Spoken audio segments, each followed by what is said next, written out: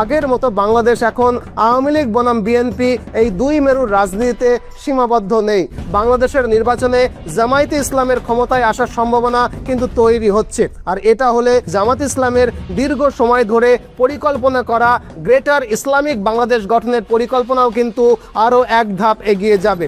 আর এটা ভারতের পূর্ব সীমান্তের নিরাপত্তার জন্য একটা বড় সড় হুমকি। ফান্দে পড়িয়া বগা কান্দেরে।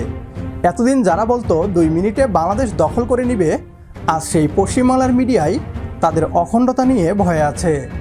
তাদের দাবি বাংলাদেশে আওয়ামী লীগ ও বিএনপি খুব একটা ভালো অবস্থানে নেই, তবে জামাতে ইসলামী ক্ষমতায় আসার সম্ভাবনা তৈরি হয়েছে।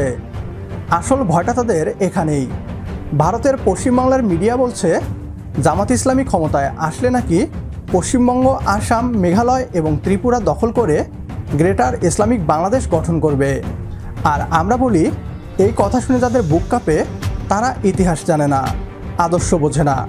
এটা কোনো ষড়যন্ত্র নয়, এটা আমাদের ইতিহাস, আমাদের স্বপ্ন, আমাদের অধিকার। কেননা ভারতের এই রাজ্যগুলো একসময় আমাদেরই ছিল। বাংলাদেশের অবিভক্ত বাংলা গঠন নিয়ে কী বলছে পশ্চিমবাংলার মিডিয়া, আসুন তা দেখি। তবে তার আগে ছোট্ট একটি অনুরোধ, প্রিয় জন্মভূমিকে নিয়ে আমাদের এই পথচলায় বিডিটিউব ইনফোটেনমেন্ট চ্যানেলটিকে সাবস্ক্রাইব করে পাশে থাকুন আপনিও। আর ইতিমধ্যে সাবস্ক্রাইব করে থাকলে আপনাকে অসংখ্য ধন্যবাদ।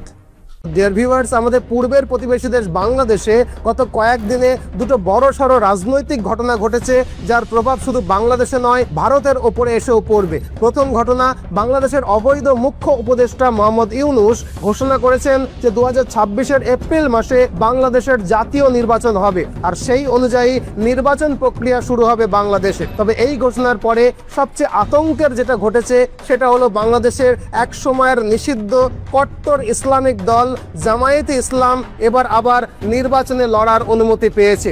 বাংলাদেশের সুপ্রিম কোর্টের এই সিদ্ধান্ত ভারতের নিরাপত্তার দিক থেকে অত্যন্ত ভয়ের। এখন এই প্রেক্ষাপটে একটা বিষয় বোঝা দরকার যে আগের মতো বাংলাদেশ এখন আওয়ামী লীগ বনাম বিএনপি এই দুই মেরুর রাজনীতিতে সীমাবদ্ধ নেই।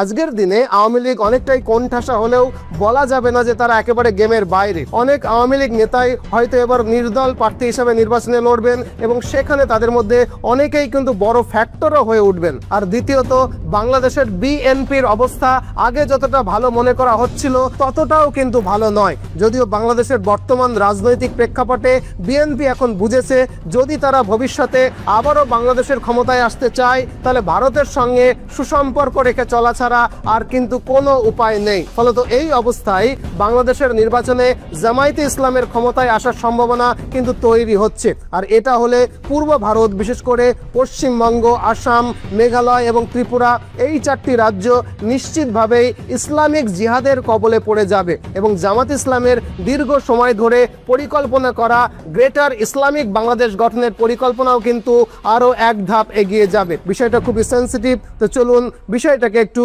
গভীরে গিয়ে আলোচনা করি। দেখুন, জামায়াত ইসলামী দলটা শুরু হয়েছিল পরাধীন ভারতে 1941 সালে অবিভক্ত ভারতের লাহোরে। শুরুতে অবশ্য এটা কোনো রাজনৈতিক দল ছিল না, বরং জামায়াতে ইসলামী ছিল একেবারে আদর্শ ভিত্তিক একটা ইসলামিক আন্দোলন। এর প্রতিষ্ঠাতা ছিলেন সৈয়দ আবুল আলা মওদুদি। তার মূল লক্ষ্য ছিল ইসলামকে একটা পূর্ণাঙ্গ সমাজ ব্যবস্থা হিসাবে প্রতিষ্ঠিত করা। ইসলাম শুধুমাত্র নামাজ রোজার ধর্ম নয়, এটা এক ধরনের টোটাল কন্ট্রোল সিস্টেম, যেখানে ব্যক্তিগত জীবন থেকে শুরু করে রাষ্ট্র পরিচালনা পর্যন্ত সবকিছুই ইসলামী আইনের নিয়ন্ত্রণে থাকবে।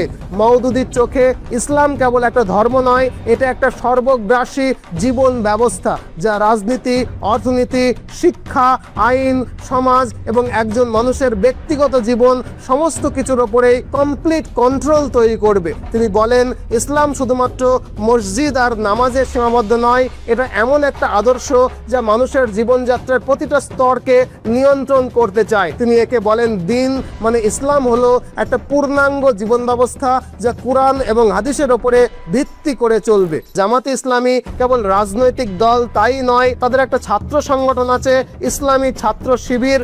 জামাতে ইসলাম মিশরের মুসলিম ব্রাদারহুড, তুরস্কের এরদোগান সরকার এবং পাকিস্তানের আইএসআই এর সাথে আদর্শ ভিত্তিক এবং সাংগঠনিক যোগাযোগ রেখে চলে। আর এইভাবেই তারা একটা আন্তর্জাতিক ইসলামপন্থী নেটওয়ার্ক গড়ে তুলেছে।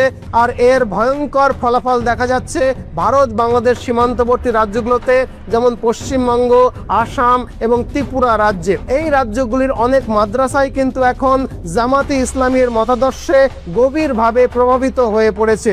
আর এভাবে জামাতে ইসলামী বাংলাদেশে ঘাঁটি করে পশ্চিমবঙ্গ, আসাম এবং ত্রিপুরায় তাদের কট্টর মতাদর্শকে ধীরে ধীরে পুশ করছে, যার ফলে এই রাজ্যগুলোর বহু ছাত্র জামাতে ইসলামীর দ্বারা অনুপ্রাণিত হয়ে ধীরে ধীরে চরমপন্থার দিকে ঝুঁকে পড়ছে। তারা এই রকম ছোট ছোট অপেক্ষাকৃত ধীর গতির পরিকল্পনার মাধ্যমে পশ্চিমবঙ্গ, আসাম, মেঘালয় এবং ত্রিপুরাতে ছোট ছোট ইসলামিক পকেট গড়ে তোলার চেষ্টা করে যাচ্ছে। সবচেয়ে বড় বিষয় হলো পশ্চিমবঙ্গ, আসাম এবং ত্রিপুরার বহু মাদ্রাসা এখন সরাসরি এই গোষ্ঠীর প্রভাবাধীন হয়ে উঠেছে। আর এটা ভারতের পূর্ব সীমান্তের নিরাপত্তার জন্য একটা বড় সড় হুমকি। কিন্তু প্রশ্ন হলো, এই পরিস্থিতি মোকাবেলা করতে ভারতের কি করণীয়? এখানে প্রাথমিকভাবে দুটি পদক্ষেপ নিতে হবে।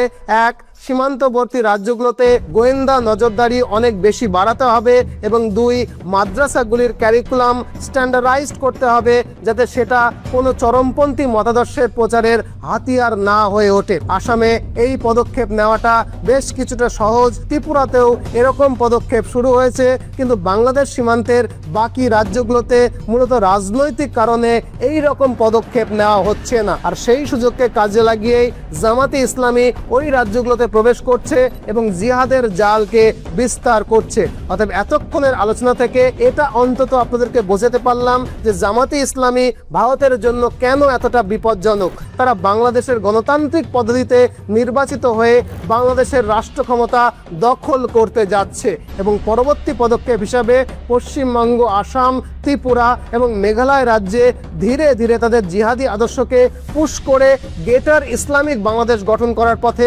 অনেকটা এগিয়ে যাবে। প্রিয় দর্শক, অবিভক্ত বাংলা এই শব্দটা কারো কাছে ভয়ের, আবার কারো কাছে আশা।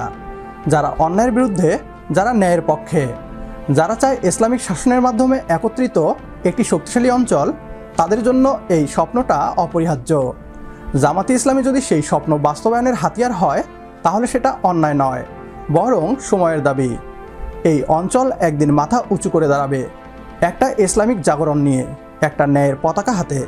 আর যারা ভয়ে থরথর করছে, তারা ভালো করেই জানে সময় বদলাচ্ছে। এই ভিডিও দেখে আপনি যেটাই ভাবুন, নিজের বিবেক দিয়ে ভাবুন।